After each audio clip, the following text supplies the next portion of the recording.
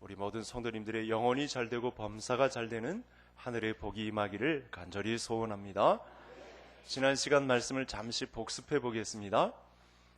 에베소서의 말씀을 통해서 처음부터 하나님이 우리에게 주신 일관된 복이 있는데 그것은 신령한 복이고, 우리가 교회라는 것을 통해서 하나님의 새로운 사회의 구성원이 된 객체로 우리가 자리를 위치하고 있다, 이런 말씀을 지난 시간에 배웠습니다. 그래서 제일 처음 주신 말씀이 이 새로운 사회를 구성하고 있는 아내들, 그리고 남편들, 오늘은 세 번째 자녀들에게 주시는, 이렇게 세상 사람들이 살아가는 방식과는 다르게 하나님의 새로운 사회, 교회의 성도들이 새롭게 살아가야 할 방식에 관해서 말씀을 주고 있습니다. 자, 그러면 이 하나님이 열어놓으신 새로운 사회라는 것을 다시 한번 떠올려야 되겠는데, 우리 참고 성경을 화면을 한번 보시겠습니다. 우리가 1장에서 이 하나님의 새로운 사회를 열어주셨다라고 해서 이 새로운 사회를 구성하고 있는 단어들이 어떻게 엮어져 있는지 다시 한번 보고자 원하는데, 그리스도 안에서 하늘에 속한 신령한 복을 우리에게 주셨다. 이건 천국에 가서 받는 복이 아니고 이 지상에서 우리가 땅에서 받는 복인데, 창세전에 예수님 안에서 우리를 택하사 사랑 안에서 그 거룩하고 흠이 없게 하시려는 그 공동체로 우리를 모아주셨다.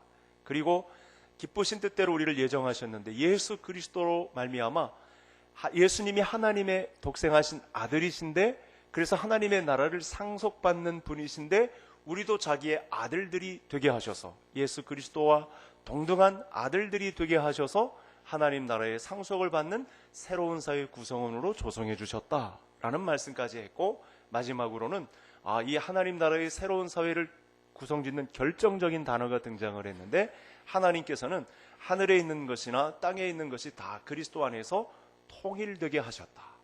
우리가 천국의 삶만을 주장하고 이 세상을 살아가다 보면 마지막에 예수님 고백하고 그냥 그때 가서 예수님 믿겠다고 하면 되지 라고 하는 여지가 있을까봐 땅에 있는 것이나 하늘에 있는 것이나 다 통일되게 하신, 지상에 있으나 천국에 있으나 하나님이 열어놓으신 이 천국의 삶을 연습하며 살아가도록 우리에게 말씀을 주셨다는 사실까지 지난 시간에 나누었습니다. 그래서 이제 이 새로운 사회를 구성하는 주의 성도들이 이전 생활 방식, 옛날 방식과는 다른 새로운 방식의 삶을 살아야 하는데, 그게 아내였고 남편이었고 오늘은 자녀들입니다. 그래서 이 말씀을 또 잊어버릴까봐 너무나 중요한 말씀이 선포되고 있기 때문에 우리 요약해서 저를 한번 다시 따라해 주시겠습니다. 먼저 아내들을 먼저 이야기했으니까 여성분들이 저를 따라해 주십니다.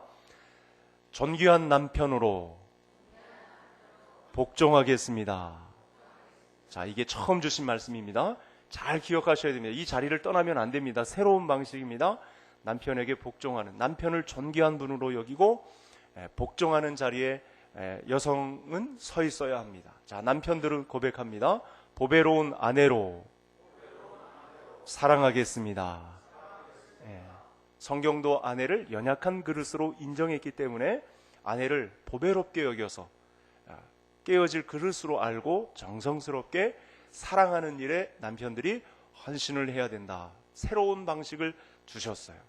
요 두 사람, 부류의 사람들만 놓고 봐도 세상이 얼마나 남편을 막대하고 아내를 막 부리는지, 옛날 방식이 그렇게 우리를 몰아갔던 이 사회의 분위기를 우리가 알고 있는데, 하나님이 열어놓으신 믿음 안의 사회는 전혀 다른 방식의 존귀한 남편, 보배로운 아내, 이렇게 여길 것을 우리에게 말씀했습니다. 오늘은 이제 세 번째 시간, 자녀들은 어떤 사람들인가?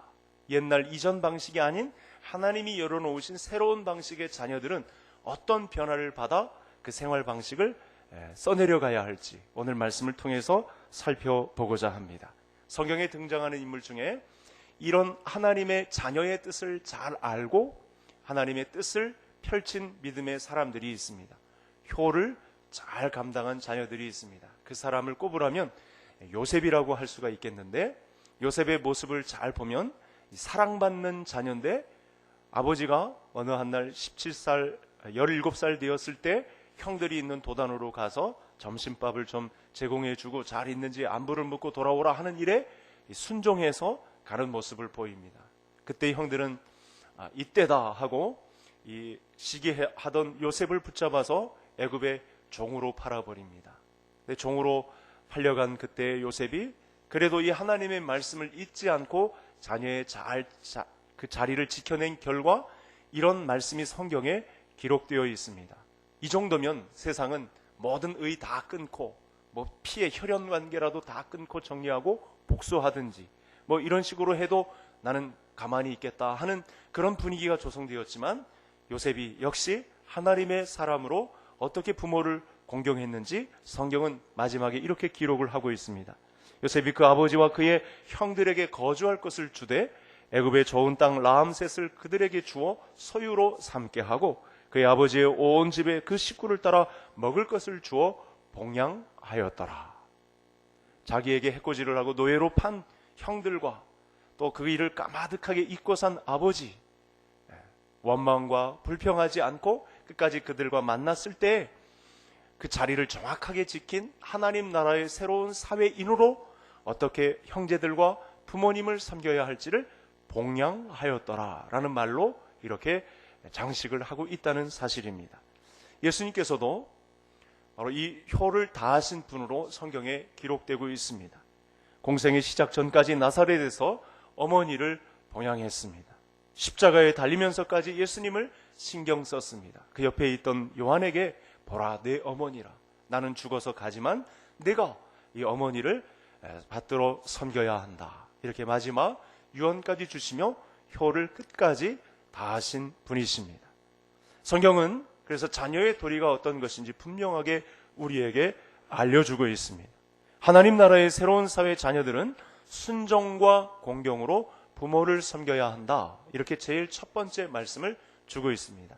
우리 다음 화면을 보면서 제가 1절을 읽고 성도님들께서 2절을 읽어주시겠습니다. 자녀들아 주 안에서 너희 부모에게 순종하라. 이것이 옳으니라.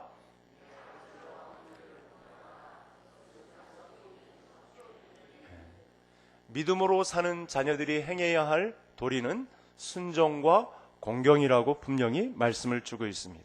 그래서 먼저 순서대로 순종이라는 말씀을 한번 생각을 해보겠습니다. 본문 말씀을 받고 있는 사람들은 대상은 자녀들입니다. 자녀들이 부모에게 어떻게 할 것인가에 대한 분명한 위치를 정해주셨습니다. 그래서 자녀들아, 아직 부모에게서 독립하지 않은 연령대의 말씀을 제일 첫 번째 주시는데 그 세대에 해당하는 말씀은 순종입니다. 부모의 슬하에서 아직 독립하지 않은 자녀들에게 주시는 위치에서 부모님을 섬길 때 감당하는 것은 순종이다. 이렇게 세대별로 순종과 공경을 나누고 있다 이렇게 보시면 되겠습니다. 그동안 또 이 말씀을 배워오신 분들도 있겠습니다만 아직 자녀들은 부모의 영향 아래 머물면서 도움을 받고 지도를 받아야 합니다. 이런 자녀들에게는 순종하라 이렇게 말씀을 주신 것입니다. 그리고 뒤이어서 공경하라 말씀이 나오는데 성경이 이제 의도적으로 이 비슷한 느낌의 순종과 공경을 일부러 구별하고 있다는 사실에 주목을 해야 되겠습니다. 순종이란 이 단어를 먼저 보시면 순종이란 단어는 잘 생각해 보시면 피동적입니다. 이렇게 수동적으로 움직일 수밖에 없는 구조에 놓인 것이 순종이란 단어가 되겠습니다. 국어사전에 의하면 피동적이라는 단어는 남의 힘에 그 의지에 의해서 움직이는 것 이렇게 표현을 해놓았습니다. 반면에 공경이라는 것은 적극적인 거죠. 공경이라는 것은 능동적인 것입니다. 아주 다르죠. 순종은 피동적이고 수동적인 것이라면 또 공경이라는 것은 좀 공격적이고 그리고 능동적이고 적극적인 면의 내용을 바로 이 공경이라는 단어가 품고 있는 것입니다. 그러니까 부모 밑에서 어린 시절을 겪으면서 도움을 받고 자란 자녀에게는 순종하라 라는 말씀을 주신 것이고요. 그 다음에 독립해서 가정을 꾸렸다든지 독립해서 또 자립이 되는 자녀들에게는 부모에게 공경하라 라는 말씀을 주셨습니다. 그러니까요, 여러분 이 자녀 세대의 두 구분으로 구분될 수 있는 독립과 독립 후, 독립 전과 독립 후라는 말씀이 되니까 전 평생에 걸쳐 부모 공경에는, 부모 순종에는 유효 기간이 없는 것입니다. 부모님이 살아생전에 자녀들이 행하는 순종과 공경의 기간은 한정이 없습니다. 유효 기간이 없습니다. 무슨 말씀입니까? 부모님이 나에게 잘해줄 때는 잘하고 못할 때는 못하고, 부모님이 어렸을 때 내게 깊은 상처를 주어서 부모님과 연을 끊겠다고 생각한 적이 있으면 순종 안 하고 공경 안 하고 하는 것이 아니고, 이 부모님은 평생에 걸쳐서 자녀된 위치에서 순종하고 공경할 기간을, 유효 기간 만료가 없는 삶을 우리에게 명령하셨다는 것입니다. 그러니까 사람의 감정에 의해서, 기분에 따라서 부모님을 공경하고 순종하는 것이 아니고, 부모님이 행한 유무에 따라서 우리가 부모님을 공경하고 순종하는 것을 결정하는 것이 아니고, 하나님 나라의 권위는 전 세대에 걸쳐서, 독립 전이라든지 독립 후이라든지 결혼 전이라든지 결혼 후이라든지 부모님 살아계실 때 그분에게 믿는 도리를 공경과 순종으로 감당해야 된다는 사실을 우리에게 말씀해 주고 있는 것입니다. 그러니까 효도에는 유효기간이 없습니다.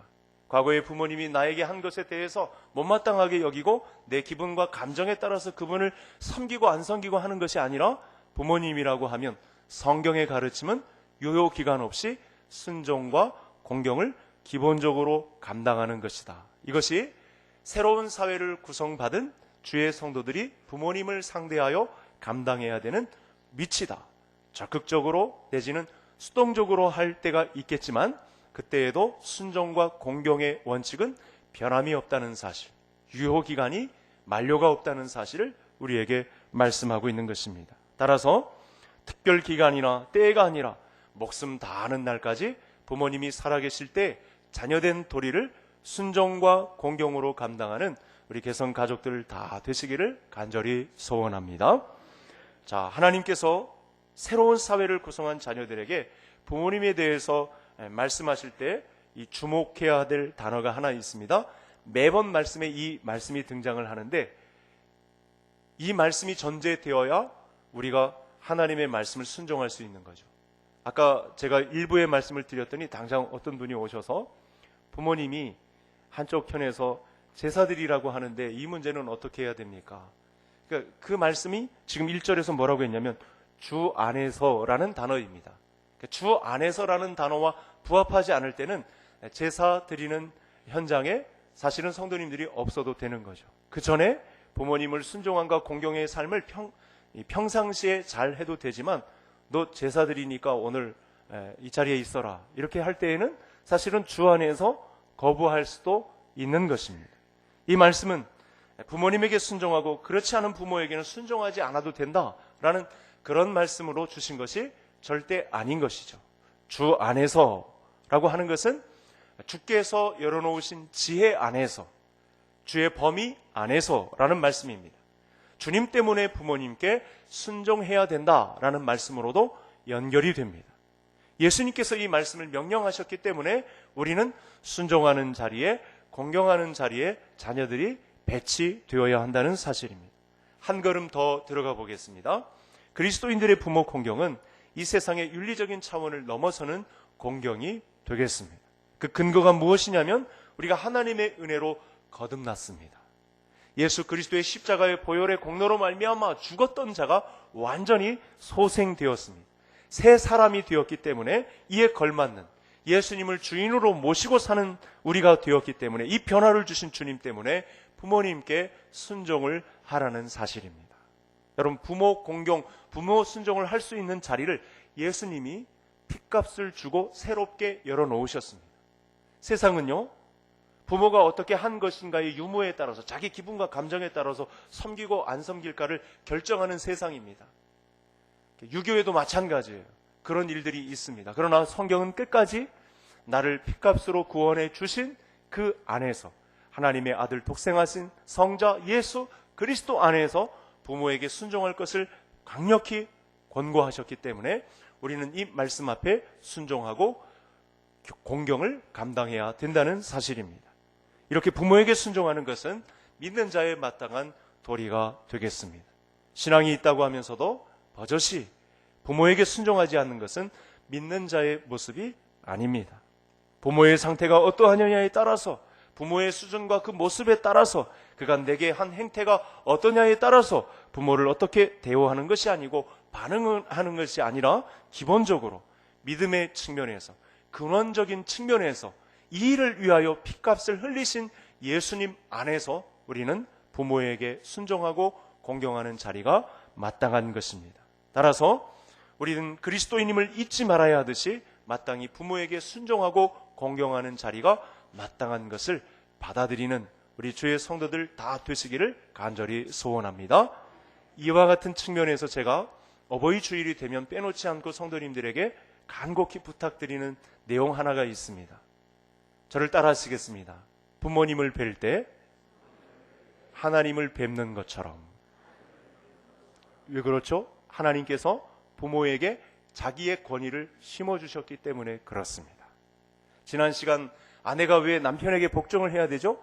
가정 안에서 남편이 머리가 되기 때문에, 그리스도께서 교회의 머리가 되듯이 남편을 그 위치에 정위치에 놓으셨기 때문에 아내로서 복종의 의무를 감당하는 것입니다. 그래서 남편을 존귀하게 여기듯이 마찬가지로 하나님께서 자기의 권위를, 부모된 권위를 우리 육신의 부모님에게 두셨기 때문에 마치 우리가 부모님을 뵐 때에는 하나님을 배우는 것처럼 해야 됩니다. 그래서 저는 실제로 이렇게 성도님들에게 강조합니다. 제가 혹시 이단사설에 이렇게 걸려들지 모를 그런 말이 될지는 모르겠습니다만 부모님은 하나님이십니다. 왜냐하면 그 부모님의 모습 속에 하나님의 권위를 심어 놓으셨기 때문에 그렇습니다. 자, 1절에 보면 하반절에 이것은 옳은 일이다, 이것이 옳으니라 분명히 밝히고 있습니다. 그러니까 옳다라는 말은 이 성경의 뜻과 한자와 우리 한글의 모든 뜻이 다 같습니다. 의롭다라고 하시는 것입니다. 이 의롭다라고 하는 것은 하나님의 대표적인 성품을 말씀하고 있는 것입니다.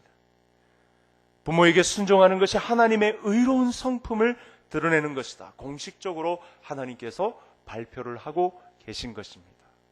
모든 것을 다 잘하는데 부모에게 순종하고 공경하는 모습이 없으면 의롭게 여기지 않는 것입니다.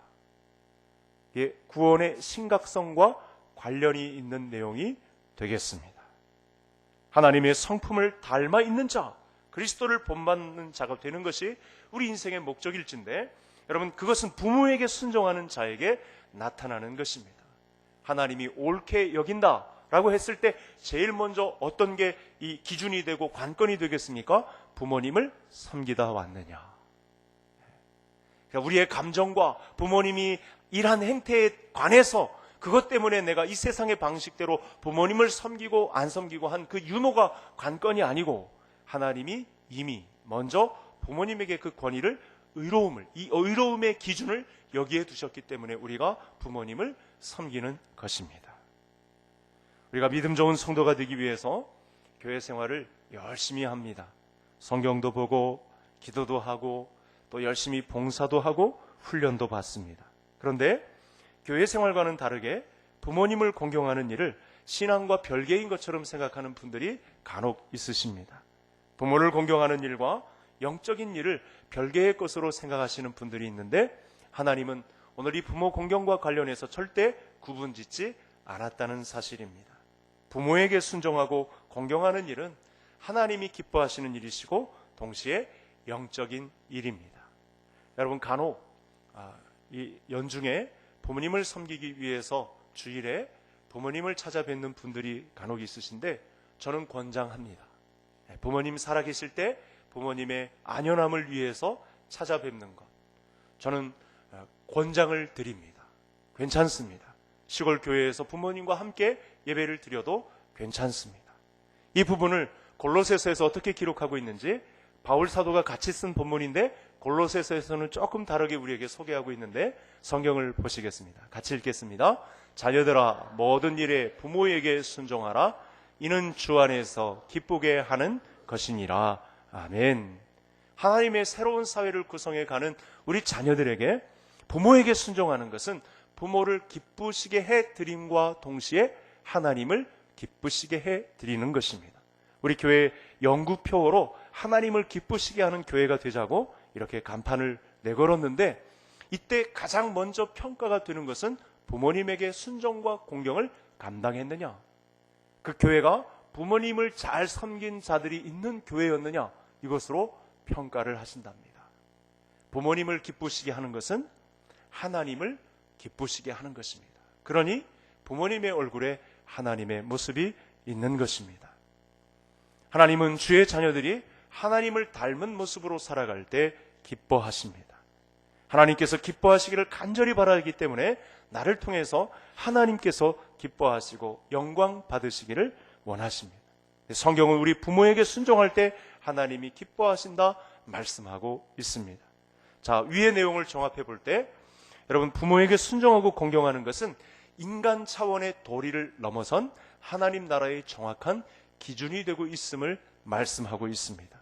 따라서 주의 자녀된 개성가족 여러분, 부모님 살아계실 때 온 마음을 다해서 하나님이 주목하고 있는 하늘나라의 도리인 이 말씀을 잘 보시고 내 기분과 감정과 부모님이 내게 어떠한 유무에 따라서 세상 원리대로 움직이지 마시고 나를 하나님 나라의 새로운 사회 구성원으로 삼아주셨다는 사실 앞에 부모님 살아계실 때 순종과 공경을 정성으로 감당하시는 주의 성도들 다 되시기를 간절히 소원합니다.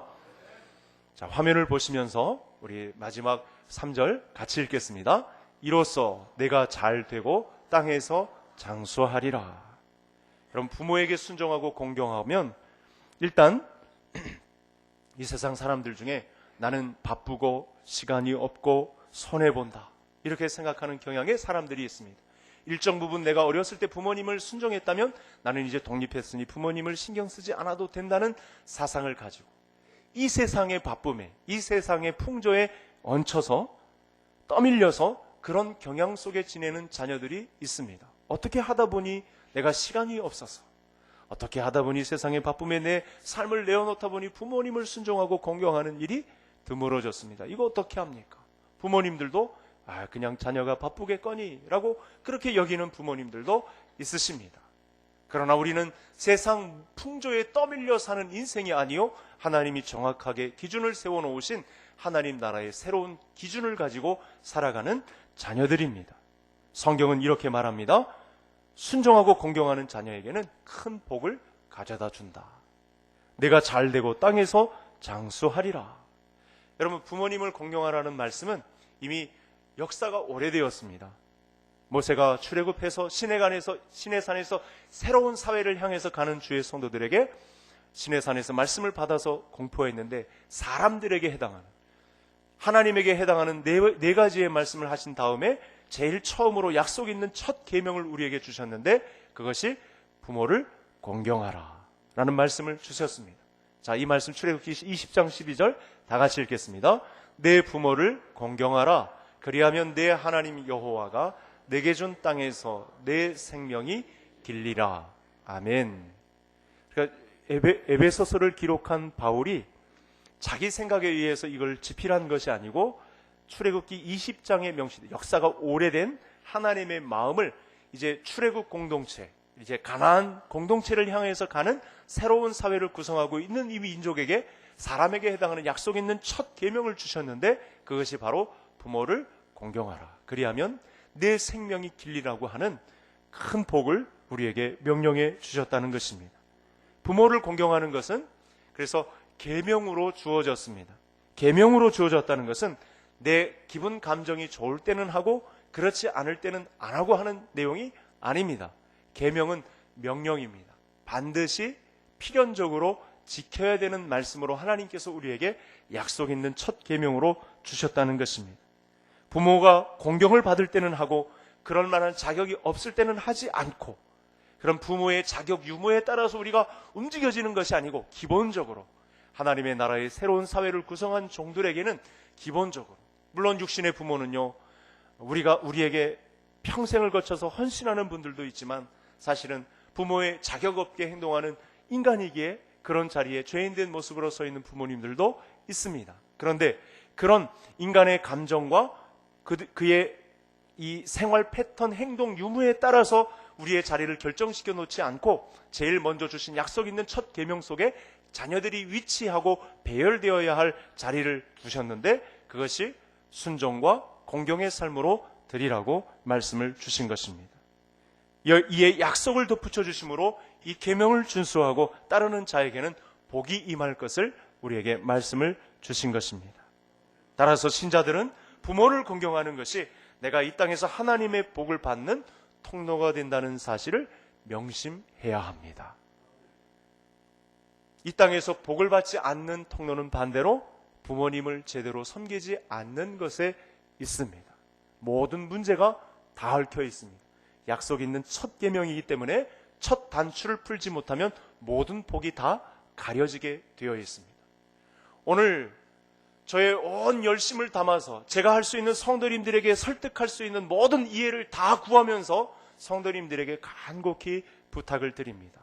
복을 받는 통로는 부모님을 순종하고 공경하는 자리에 있습니다.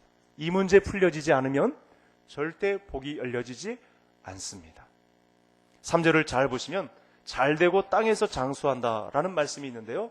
단순히 땅에서 장수한다는 이런 수년 연장의 말씀이 절대 아닙니다.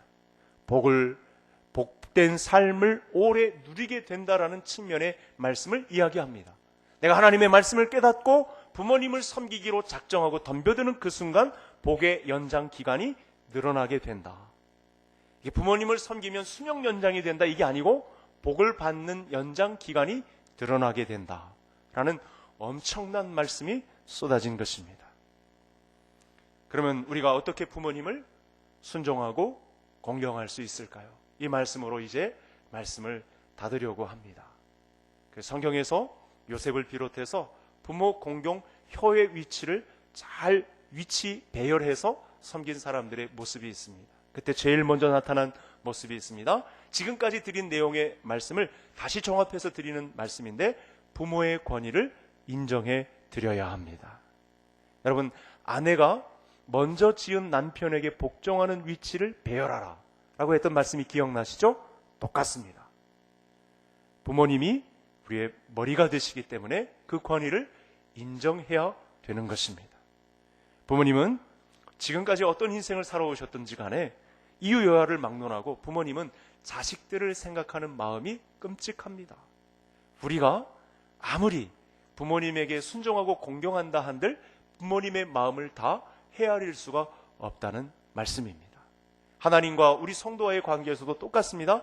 하나님이 우리를 생각하시는 것을 우리가 공경과 순종을 하나님께 감당한다고 해서 다 갚을 수가 없는 구조에 부모님의 마음이 있다는 사실입니다. 단지 죄인된 심정이기 때문에 자녀들에게 애석하게 하고 섭섭하게 하고 원망하는 그런 일이 있을 수 있는데 일단 기본적으로 부모님이 자녀들을 생각하는 마음은 하나님의 너른 마음과 같다고 그 권위를 인정해 주셔야 한다는 사실입니다. 부모님의 권위는 하나님께로부터 나왔습니다. 그래서 오늘 새로운 시각으로 보셔야 돼요. 살아계신 부모님을 뵐 때 마치 하나님을 배우는 것과 같은 공경과 순종의 자세를 가져야 합니다. 그때로부터 진정한 복이 시작됩니다. 내가 이렇게 앉아있는 것은 내가 모든 문제가 풀리지 않는 근원은 사실 잘 따지고 보면 부모 공경에 문제가 발생했다는 사실을 알 수 있습니다. 왜죠? 하나님이 부모를 순종하고 공경하는 자녀들을 주목하고 계시기 때문에 그렇습니다. 복을 주려다가도 다른 모든 일들은 다 잘하는데 부모 공경을 안 하는 자녀에게 복이 없다는 사실입니다. 또 하나는 부모의 실제적인 필요를 채워주는데 우리의 삶을 다해야 합니다. 내가 아무리 부모님을 잘 섬긴다고 해도 부모님이 내게 하신 일과 비교해 볼 때 그것은 다 갚을 수가 없습니다. 지금 내가 이렇게 존재하는 것은 부모님 때문입니다. 여러분, 기독교를 불효의 종교라고 매도하는 사람들이 간혹 나타납니다. 제사를 드리지도 않는 놈들이 무슨 효의 종교냐 이렇게 매도하는 사람들이 있습니다. 여러분, 죽은 다음에 상다리 부러지게 많은 음식 차려놔야 그 무슨 소용이 있겠습니까? 우리 기독교는 분명히 살아계실 때 그 권위를 인정해드리고 부모님의 필요를 채워드리는 것이 마땅하다고 정확하게 자녀의 위치를 배열해 놓고 있습니다. 부모님 돌아가신 후에 차려놓은들 아무 소용이 없습니다. 진정한 효는 살아계실 때 하는 것입니다. 늦었다고 할 때 그때가 가장 빠른 때입니다. 나의 복과 관련이 있습니다. 하나님의 새로운 사회 새 구성원으로 우리를 앉혀놓으신 자리에 부모 순종과 공경의 복이 우리에게 맡겨져 있다는 사실입니다. 우리 성도님들에게 다시 한번 간곡하게 부탁을 드립니다. 순종과 공경을 감당하면 우리에게 복으로 갚아주실 하나님이 우리의 하나님이신 것을 믿으시고 이 강력한 명령에 순종하여 하나님의 옳음, 하나님의 의로운 성품을 드러내는 주의 자녀들이 다 되시기를 주의 이름으로 축복합니다. 하나님 아버지 감사합니다.